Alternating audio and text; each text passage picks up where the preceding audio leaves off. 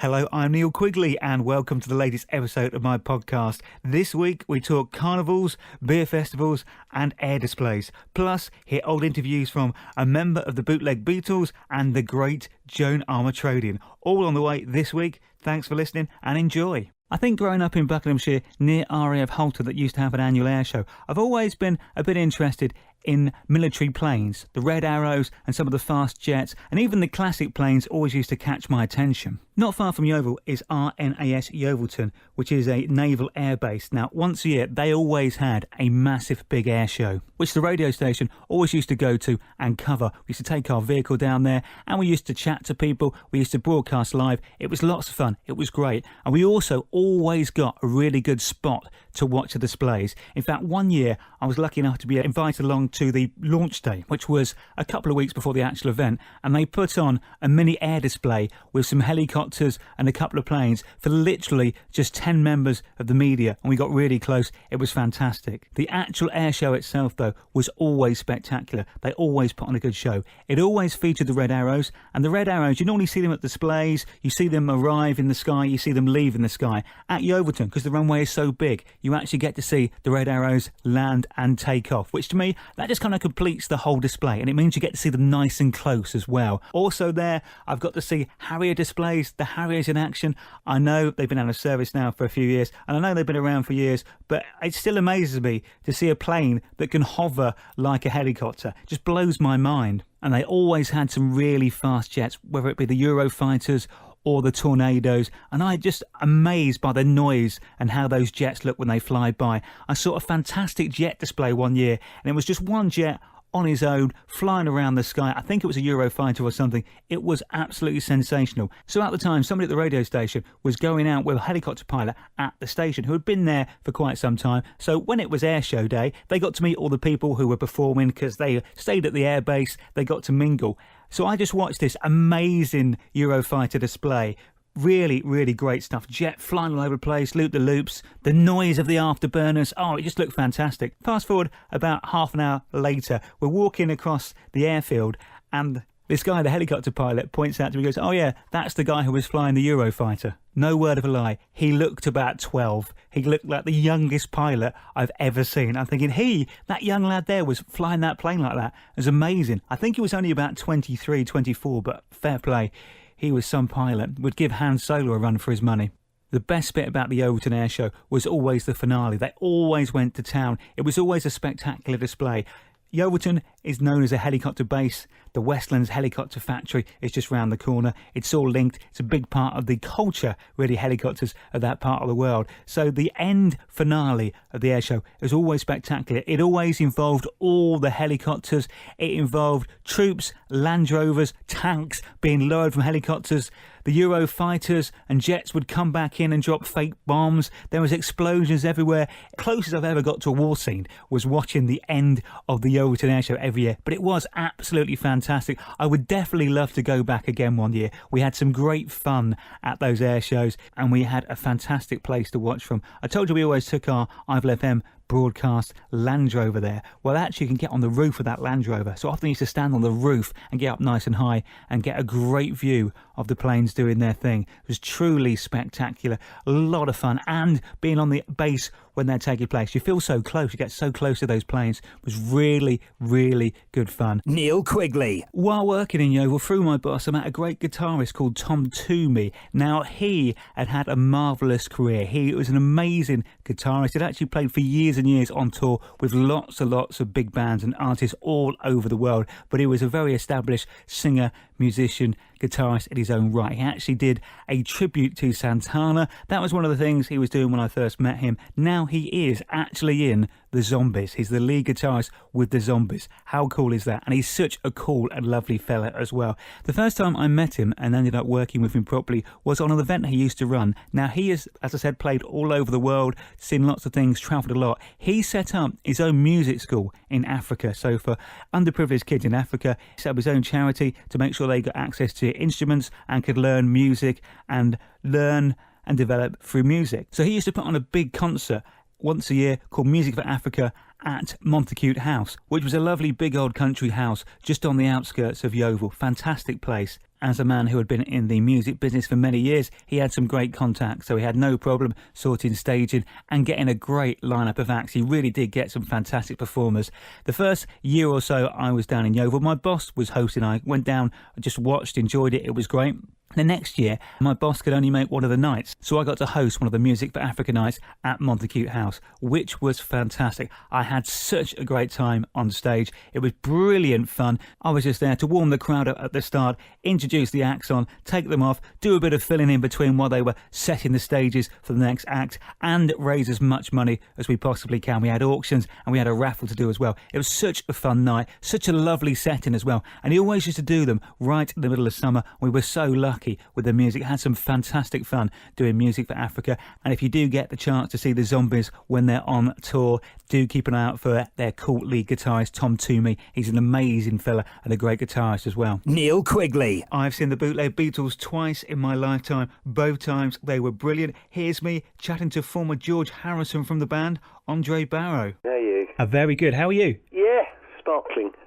Excellent stuff. Now let's start right back at the beginning. Let's take a bit of a journey through time back to 1980. And can you just tell us how the Bootleg Beatles actually came to be? Well, yeah, we actually formed doing a kind of musical type thing called Beatlemania, which was in the West End. And that was an American show that came over at the end of 79. And it didn't last too long. I guess it was a bit too American in its tone. Anyway, that stopped and we were just left with our fringes and knowing about 35 Beatles songs. So we thought, well, let's see what happens. And what happened was quite a bit, to be fair, in the following 30 years. I think it's reasonable to say. We couldn't have imagined.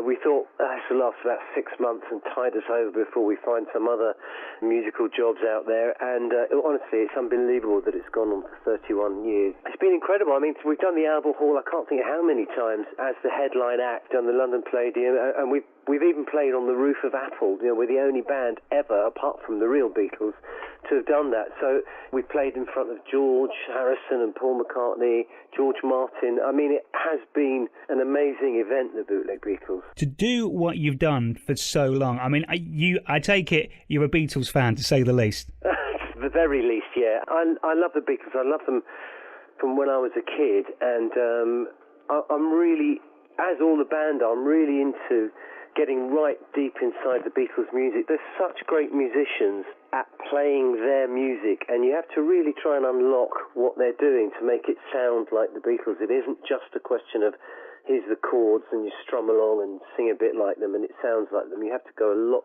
deeper than that. We want the audience to have fun. That's the main thing at our gig. So we want to be a driving band, most important probably of all, a believable Beatles band, but also the audience can have fun and let themselves go. What can we expect from the show? We're dressed up like the Beatles in 3 or 4 eras of their life, from the early kind of mop-top stuff through Shea Stadium, Sgt. Pepper and the late Beatles.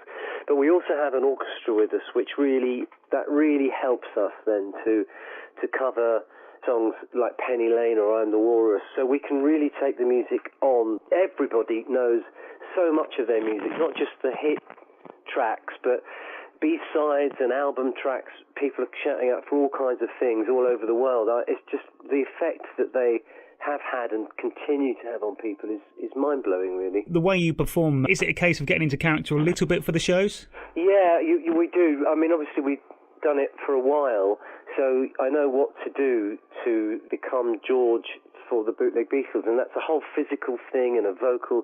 Obviously, I don't speak with this slightly southern accent that I've got now when I'm doing that, and it's a whole thing. Physically you have to be like the guy you're impersonating, so it's mimicking the movements and having the guitar the same height that George played through certain eras. Put a lot of detail into it to try and make it believable, because if we went to see a Beatle group, I'd expect lots of attention to detail and affection for them, because I love them so much. So, if we don't put the detail in, then people will take exception to it, I guess. Andre, George Harrison, a.k.a. from the Bootleg Beatles, just lastly, why should we come and see the show? I think it's a chance to see the Beatles' music played live, play like a cabaret group. We don't play like a heavy metal group either, but we play with what we think is the same intensity that the Beatles played with. So, it's not a kind of an apologetic version of the Fab Four. We really go for it. We really want to have the same mood and atmosphere of the Beatles in all the stages of their career. Andre, thanks very much for joining us. It's been a real pleasure. They really do put on a fantastic show. It's the closest you're going to get to watching the actual Beatles, seeing the bootleg Beatles. And Andre Barrow is an amazing musician and performer in his own right. Did you know he actually played guitar on the session recording of Robbie Williams' Angels? He's played with Robbie quite a lot,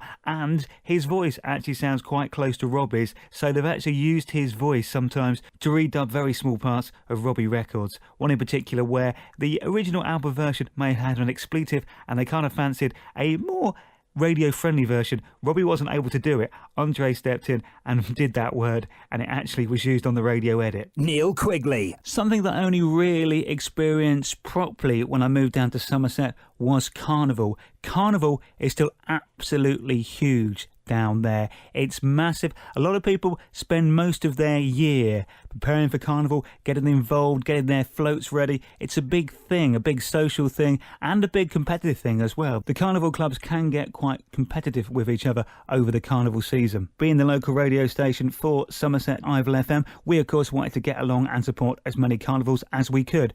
And the entire 5 years I was working down there, we went to as many carnivals as we could every single carnival season. We either put cars in, I've walked a lot of them as well. We used to walk doing competitions, talking to people, handing things out. It was lots and lots of fun. In fact, one year I got to lead one of the carnivals, which was an amazing honour. This involved me walking right at the front of the carnival with a microphone, just warning people the carnival was on the way, saying hello to people, getting them to wave, getting them ready, getting them excited for when the carnival floats came past. It was quite a lot of walking because the distance of carnivals are quite far, but I'm a fit lad, that was fine. But that was lots of fun. We basically walked all the way around. There were bits where I could sit in the car, actually. I did cheat occasionally because there were quiet bits where we were getting between places where the crowds weren't that big, so I did hop in and out of the car occasionally. Now, I did joke with one of the listeners that when I was doing the carnival that I knew he frequented a certain establishment that was on the route, a public house. Now, I said for a laugh, and he offered to get me a pint at the carnival on the way round. Now, technically, it is frowned upon to be drinking while you are in a carnival procession. Now, I say frowned upon, I think it's almost illegal to be drinking in this situation. Fair play to him though, he thought of that. He did get me a pint, but he got it in an enclosed cup, so you couldn't actually see what I was drinking. So thank you very much to that listener. I managed to have a pint while I was leading the Child Carnival. And to be honest, it came at the right time. It was about halfway through, and I just needed a lift. You know, my voice had been used for quite some time on the route round, needed a bit of lubrication, and it seemed to work. The carnivals were always lots of fun, although we did make the mistake one year of giving out sweets when we were walking around in the carnival. So we were handing out sweets with a radio station name on, which seems a good idea, seems a nice thing to do. But what happens nowadays when you do things like that is those sweets come raining back at you, which made it a bit more exciting than it needed to be necessarily. I have mentioned before, with great affection, of course, the Ivel FM Land Rover, which was our outside broadcast vehicle. Well, I think we put that in a couple of the carnivals. We always had it to drive through. We also had sales promotional cars, which we often put in as well, just for a bit of branding, so people could see us, people could see we were there, supported it. I don't know exactly how this happened. I can't remember how we even entered it, but somehow our Land Rover, which was never vintage, but our Land Rover finished second in the vintage vehicle competition of one of the carnivals. I think we even got a £5 cash prize, which, to be fair, didn't go very far, even for drinks, because we normally used to take a team of between 8 and 10 out to the carnivals. I would say that if you're ever around the Somerset area, between the end of September and the beginning of November, try and catch a carnival. They are spectacular. Those floats, the effort, the music, the makeup, the costumes, it is just sensational. They last a good hour, hour and a half, and a good place to watch I often find is from a pub. You can see everything and really enjoy the night. Neil Quigley. I was lucky enough around 6 years ago now to have a conversation with the great Joan Armatrading just before she set out on a big UK tour, a tour on which she planned on giving local artists the chance to shine and perform with her. Here's what happened when I spoke to her. That's a mouthful. It is.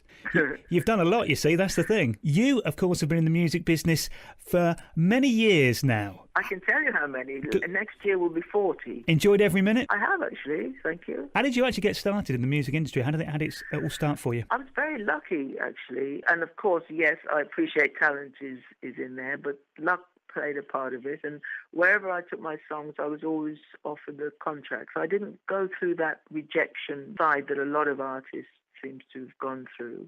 But once you've got your contract, then of course it's hard work. You've got to do the performances, you've got to write the songs, you've got to do all the interviews and kind of build up. So it's not an easy road once you've got a contract. You could quite easily, I guess, sit back on your laurels, take it a bit easy, hide yourself away in the studio. But oh no, you're heading back out on tour next year for a massive tour. What can we expect from the tour? Will you be playing the hits we know you for? What can we look out for? I've been really, really fortunate that I've lucked out on the type of people who like my music, because they allow me to play old songs and play new songs.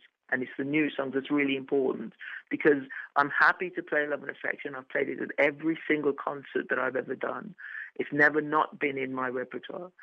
But I must be allowed to play whatever is the new thing as well. I'd imagine they'd lock the doors and wouldn't let you out until you played Love and Affection, unfortunately, just because it was such a, a big song for you. It's one of those things, you've always done it, you're always going to have to do it. I love playing Love and Affection. I'm not fed up of it at all. I look forward to playing it. I really seriously enjoy doing it.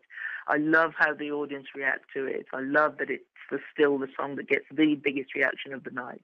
It's brilliant. So Joan was very much enjoying touring and performing her old and new songs at that time. And as I said, on this tour, she was going to give somebody from each of the areas where she was performing the chance to come on stage and play for 15 minutes. Here's her talking about the idea behind that and what she was looking for. The people that I'm given the opportunity to come on stage with me, to come and perform before I come on stage, they just want to be able to say, I'm a singer-songwriter. This is what I do. Please take me seriously as a kind of a creative person. And certain people like that.